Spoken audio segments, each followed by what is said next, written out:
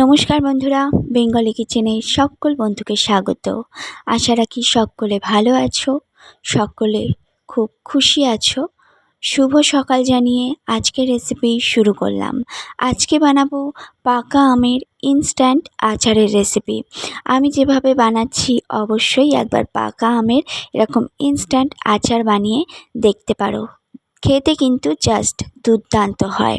এতদিন তো কাঁচা আমের আচার বানিয়েছো, খেয়েছো, স্টোর করেছো। এবার পাকা আমের এই ইনস্ট্যান্ট আচার বানিয়ে খেয়ে দেখো, ভীষণ ভালো লাগবে খেতে। তো দেখো, এখানে বেশ খানিকটা পাকা আম আমি কিন্তু এরকম ছোট ছোট করে কেটে নিয়েছি। কেটে খুব ভালো করে ধুয়ে চুবড়ির মধ্যে রেখে দিয়েছি।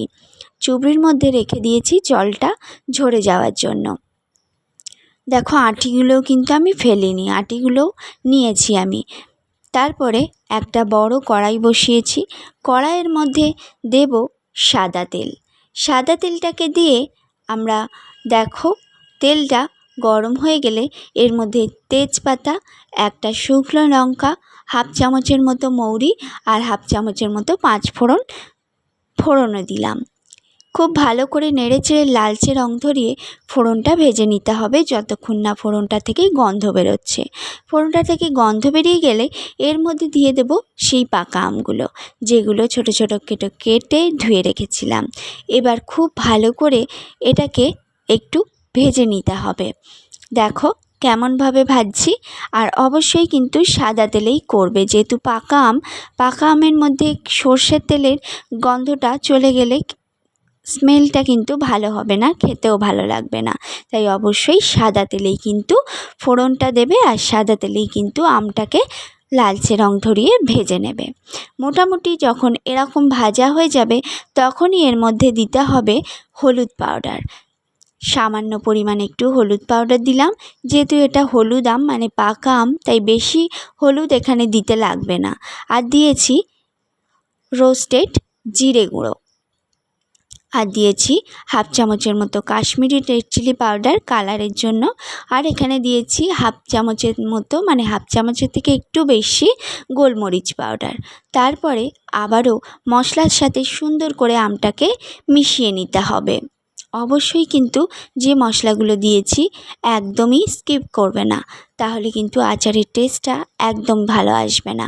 তো দেখো, রোস্টেড বলতে আমি জিরেটাকে শুকনো খোলায় ভেজে খুব সুন্দর করে একটু গুঁড়িয়ে নিয়েছিলাম।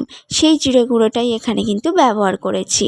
এবার দেখো, আমি দিয়েছি লবণ। ঠিক এই সময় লবণটাকে কিন্তু দিতে হবে, না হলে আমটা থেকে অনেক বেশি জল কিন্তু ছেড়ে যাবে ভাজার সময়, তাহলে কিন্তু ভাজাটা খুব ভালোভাবে করা যাবে না। তাই ঠিক এই টাইমেই দিতে হবে লবণটা। দেখো, লবণটাকে দিয়েও কিছুটা মিশিয়ে নিলাম। মিশিয়ে নেবার পর এখানে আমি চিনি দিয়েছি, 300 মতো চিনি এখানে অ্যাড করেছি। যেহেতু পাকা আমের মধ্যে মিষ্টি থাকে, তাই আমি 300 চিনি দিয়েছি। দিয়েও কিছুটা চিনি আমি রেখে দিয়েছি, ওটা পরে যদি লাগে তাহলে আমি অবশ্যই অ্যাড করব। Welcome back to my Bengali kitchen. Bengali কিচেনের সকল বন্ধুকে স্বাগত। আশা রাখি সকলে খুব ভালো আছো। নতুন বন্ধুদের সাদরে আমন্ত্রণ জানাচ্ছি, আর পুরনো বন্ধুদের জানাচ্ছি আন্তরিক ভালোবাসা এবং অনেক অনেক শুভকামনা।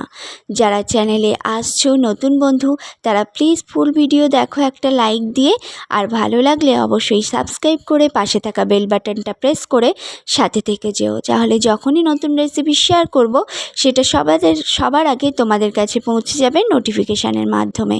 তো দেখো, চিনিটা দিয়ে নাড়তে নাড়তে চিনিটা গলে গেছে। আম থেকে কিন্তু এখনও জলটা ছাড়িনি। তবে দেখো, এবার নাড়তে নাড়তে বেশ 5 মিনিটের মতো নাড়ার পরে আমটা থেকে পুরোপুরি জলটা কিন্তু ছেড়ে দিয়েছে। এবার খুব ভালো করে আমটাকে ফোটাতে জলটাকে শুকিয়ে নিতে হবে। যে পরিমাণ জল আম থেকে বেরোবে সেই পরিমাণ জলটা কিন্তু শুকিয়ে নিতে হবে। কিন্তু আমার আমগুলো যেহেতু পাকা আমগুলো কিন্তু একদমই গলে গেছে। দেখো, এমনভাবে গলে গেছে কিন্তু ভাঙেনি। ঠিক এরকমভাবেই কিন্তু আচারটাকে রেডি করতে হবে, তাহলে খেতে কিন্তু জাস্ট অসাধারণ লাগবে। এইভাবে পাকা আমের আচার একবার বানিয়ে খেয়ে দেখো বন্ধুরা, দুর্দান্ত লাগবে, মুখে লেগে থাকবে এই পাকা আমের আচার। কাঁচা আমের আচার তো আমরা হামেশাই বানিয়ে থাকি, একদিন এই রেসিপি ফলো করে পাকা আমের আচারটা বানিয়ে দেখো, জাস্ট দুর্দান্ত লাগবে। আমি কিন্তু এখানে কোনো ভাজা মশলা গুঁড়ো অ্যাড করিনি। তোমরা চাইলে এখানে 5 ফোড়ন, মৌরি, গোটা ধনে, গোটা জিরে শুকনো খোলায় ভেজে নিয়ে লাস্টে এখানে অ্যাড করতে পারো। আমি কিন্তু করিনি, যেহেতু পাকা আমের আচার, তাই এইভাবে রান্না করলেই কিন্তু বেশি ভালো লাগবে। তোমরা যদি খেতে চাও অবশ্যই কিন্তু এই মশলাটা অ্যাড করতে পারো, যেটা বললাম, গোটা ধনে, গোটা জিরে, শুকনো লঙ্কা আর 5 ফোড়ন একসাথে শুকনো খোলায় ভেজে নিয়ে গুঁড়ো করে নিয়ে এখানে অ্যাড করতে পারো। আমি করিনি। তো দেখো এইভাবে ফোটাতে ফোটাতে বেশ খানিকটা রস শুকিয়ে এসছে, মানে অনেকটাই রস কিন্তু টেনে নিয়েছে, জলটা টেনে গেছে। এবার হাফ গন্ধরাজ লেবুর রস আমি হাত দিয়ে চিপে চিপে দেখো দিয়ে দিলাম। অর্ধেক গন্ধরাজ লেবুর রসটাই আমি এখানে দিয়ে দিয়েছি গ্যাসটা অফ করার পরে। তারপর সুন্দর করে মিশিয়ে নেব।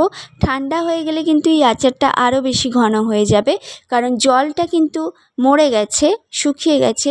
এটা যেটা আছে চিনির রসটাই রয়েছে, এটা কিন্তু ফুটেছে যেহেতু, ঠান্ডা হলে একদম শুকিয়ে যাবে। তো দেখো আজকের এই রেসিপি কেমন লাগলো অবশ্যই কমেন্টে এসে জানাতে ভুলো না। আজকে এই অবধি